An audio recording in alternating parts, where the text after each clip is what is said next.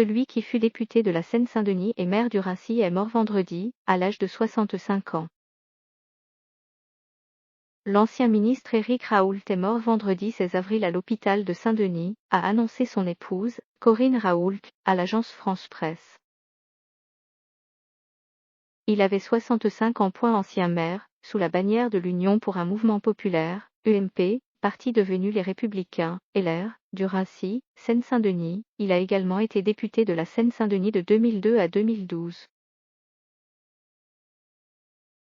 Fidèle de Jacques Chirac, Éric Raoult avait été sous la présidence de ce dernier ministre de la Ville et de l'Intégration, de 1995 à 1997, un domaine dont il avait fait sa spécialité. Il a effectué toute sa carrière politique dans la Seine-Saint-Denis, dont une bonne partie en tant que maire du Raincy, de 1995 à 2014, commune cossue au cœur d'un département pauvre, où se dérouleront mercredi ses funérailles. Des sorties controversées. Électron libre, Éric Raoult a régulièrement défrayé la chronique politique. En 2004, il avait réclamé le rétablissement de la peine de mort pour les auteurs d'actes terroristes. Lors des émeutes de 2005, il avait été le premier à imposer un couvre-feu aux mineurs de sa commune, pourtant épargnés par les violences, avant même que le gouvernement décrète l'état d'urgence.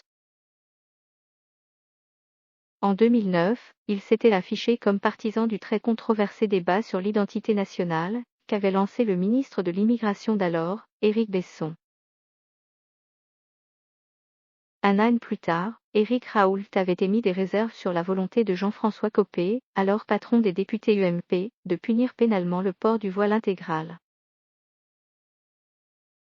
Il estimait en effet qu'une telle mesure donnait l'impression d'une croisade, et avait appelé son collègue à un peu de tact et de respect. En 2013, Éric Raoult avait proposé la candidature de Nicolas Sarkozy au prix Nobel de la paix, afin que soit reconnue la part essentielle de son action internationale durant son quinquennat.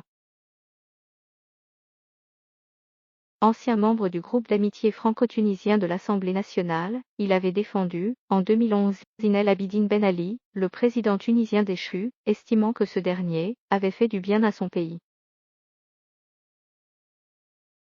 Il avait été accusé de harcèlement sexuel en 2014 par une femme qui dit avoir reçu de lui plusieurs milliers de SMS.